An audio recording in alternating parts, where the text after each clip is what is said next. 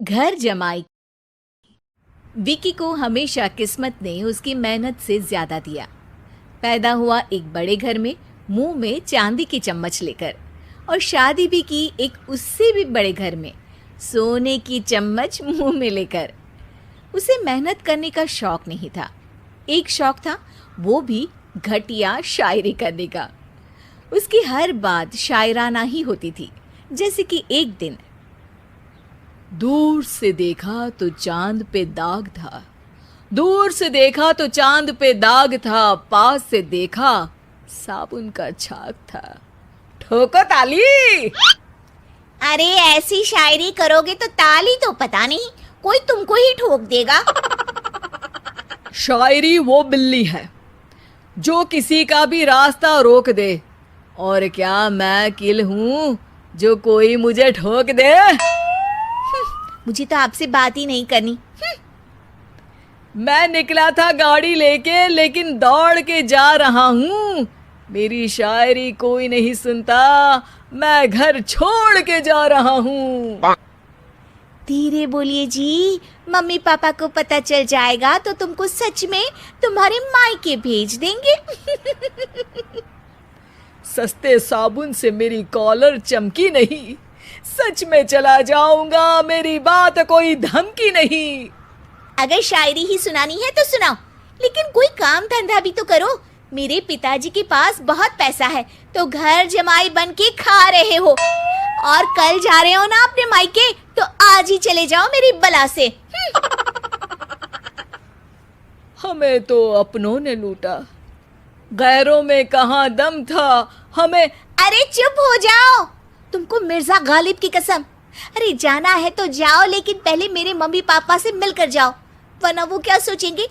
लेकिन विकी अकेले ही अपनी कार लेकर अपने मायके यानी कि अपने खुद के घर पहुंच जाता है। अरे बेटा, तू अचानक, बहू कैसी है? अरे माँ, बहू तो बिल्कुल बदल गई है, मुर्गी हाथ से निकल गई है। अरे क्या हुआ बेटा? उसकी आती नहीं है, मेरी जाती नहीं है। मैं करता हूँ शायरी, उसे भाती नहीं है। मेरे पास उसका फोन आया था बेटा, सही कह रही है वो। तुमको काम करना चाहिए, तभी तो इज्जत मिलेगी। घर जमाई बनके सास ससुर के पैसों पर कब तक ऐश उड़ाते रहोगे? मेरी जिंदगी में हर तरफ से उंगली हो रही है, फोन पर मेरी चुगली हो रही है।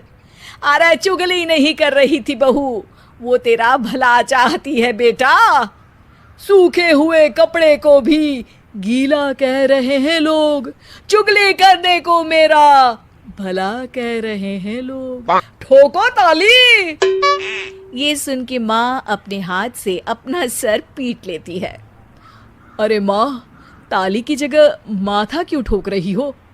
बेटा तू ना आराम कर, तेरे पिताजी भी आने वाले हैं, खाना लगा देती हूँ।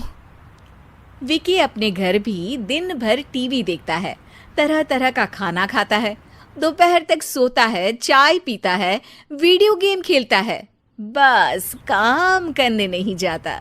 घर में नौकर चाकर है तो बिस्तर से हिलने तक की जरूरत नहीं पड़ती।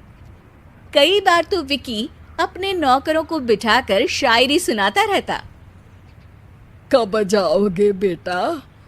अरे कैसी बात कर रहे हैं डैडी, क्या आप मेरे फादर नहीं? आप मुझे भगाना चाहते हैं क्या? ये मेरा घर नहीं। अरे नहीं बेटा, तुम्हारा ही घर है। हम तो चाहते थे कि तुम यहीं रहो और मेरा काम आगे बढ़ाओ, लेकिन तुम ही चले गए घर जमाई बनने। अरे मेहनत तो गधे भी करते हैं, मैं अच्छी किस्मत लेके पैदा हुआ हूँ, मैं घर जमाई हूँ, ससुराल का फूल गेंदा हुआ हूँ। ठोको ताली। पिताजी और माँ सच में ताली बजा देते हैं। ऐसा पहली बार होता है जब विकी की शायरी पर किसी ने ताली बजाई हो। अरे आप लोग सच में ताली बजा रहे हैं? हाँ हाँ बेटा, तुम्हारे ससुर का फोन आया था, बोला जब तक घर जमाई जी कोई काम ना करने लगे हमारे यहाँ मत भेजना। अब तू तो काम करने से रहा और तुझे रहना भी है हमारे घर में ही, करेगा भी शायरी ही। और बार बार ठोको ताली बोलेगा तो आदत डाल ही लेते हैं ताली ठोकने की। विकी उसी वक्त खड़ा होता है और बहुत गुस्से में सीधे ससुराल के लिए निकल जाता है। फिर से आ गए? लेकिन सुमन को देखते ही विकी पिघल जाता है। अब सुमन, आई एम सॉरी, आज से ना मैं सिर्फ शायरी ही नहीं बल्कि काम भी करूँगा। तुम अपने ऑफिस में बात कर लेना, कोई भी मेहनत का काम कर लूँगा। मैं घर जमाई बन के रहूँगा लेकिन काम करूँगा और इज्जत से रहूँगा। मतलब सिर्फ तुम नहीं आए हो, तुम्हारे साथ तुम्हें अकल भी आ गई है। मैं अपने कारखाने का मैनेजर बनाता हूँ तुमको, कल से मेरे साथ चलना वहाँ। थैंक यू ससुर जी। थैंक यू से काम नहीं चलेगा, एक शायरी सुनानी पड़ेगी। है? जरूर।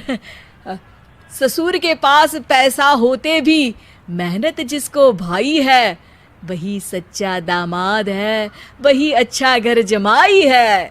ठोको ताली। सब विकी की शायरी पर ताली ठोक देते हैं। शिक्षा, जब किस्मत आपको बहुत सारा दे दे तो उसकी कद्र करनी चाहिए और मेहनत करना कभी नहीं भूलना चाहिए।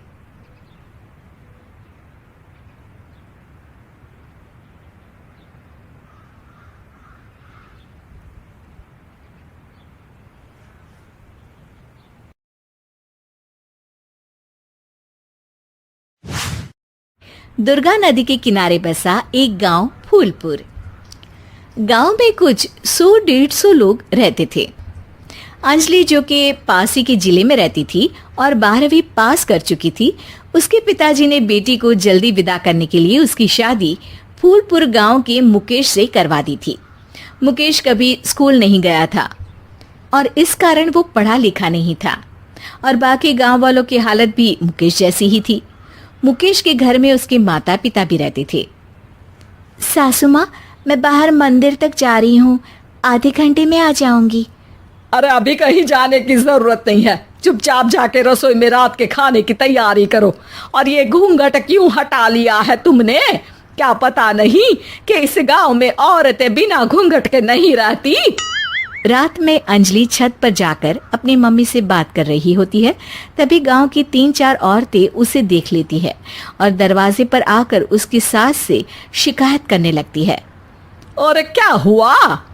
अरे छत पे तो देखो, आपकी बहू मटक मटक के किसी से फोन पर बात कर रही है, दिन भर फोन पे लगी रहती है। अरे कल तो मंदिर के पास वो क्या कहते हैं, सेल्फी ले रही थी।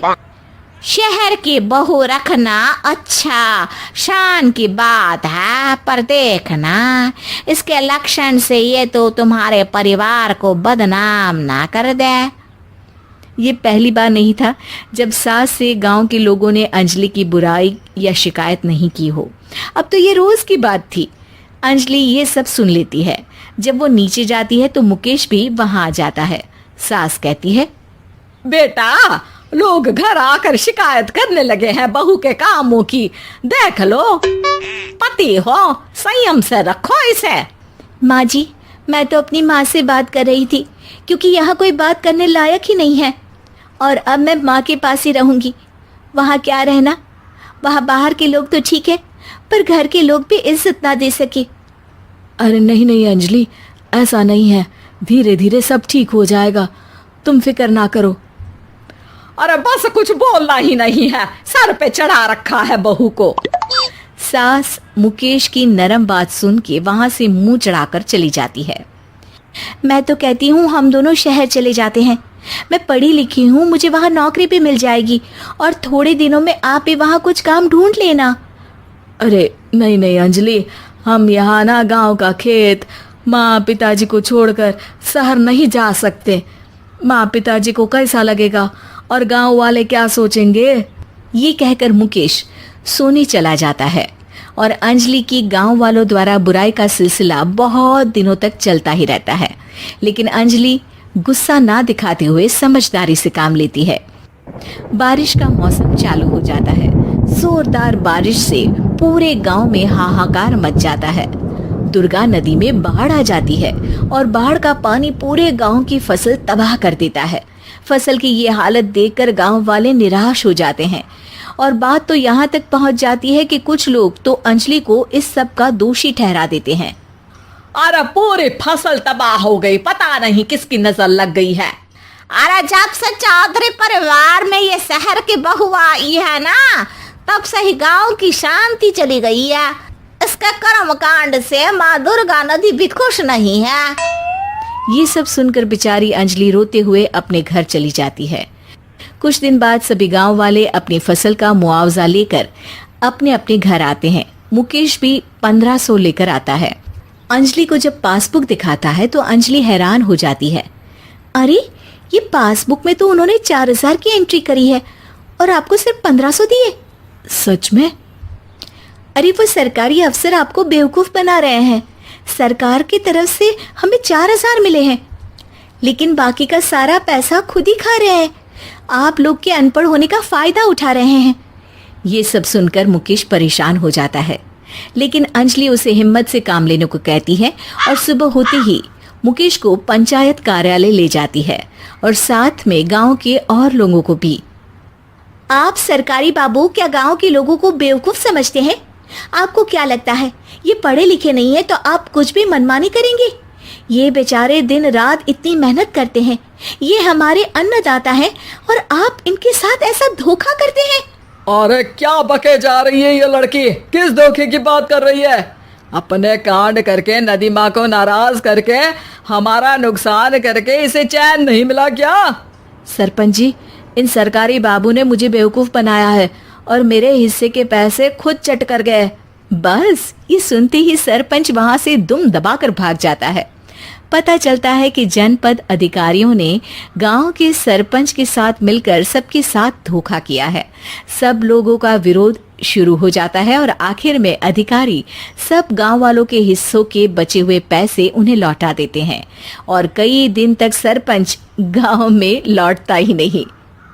अंजलि, तुम नहीं होती तो हम गांव वालों को तो पता ही नहीं चलता कि ये हमें हर बार बेवकूफ बनाते हैं। हाँ हाँ अंजलि बेटी, हमें माफ कर दो। हम सब तुम्हें बुरा भला कहते रहे, लेकिन तुमने ही आज हमें बेवकूफ बनाने से बचाया है। हमें तुम पर गर्व है बेटी। अब समझ आया कि सरपंच तुमसे नहीं, तुम्हारे पढ़े लिखे होने से नफरत करता था। क्यों ना इस बार हम अंजलि को ही सरपंच पद के लिए चुन ले? क्या कहते हो गांव वालों? पढ़ी लिखी सरपंच। बस पूरा गांव अंजलि के लिए ताली बजाता है और अंजलि की सास उसे खुशी से गले लगा लेती है।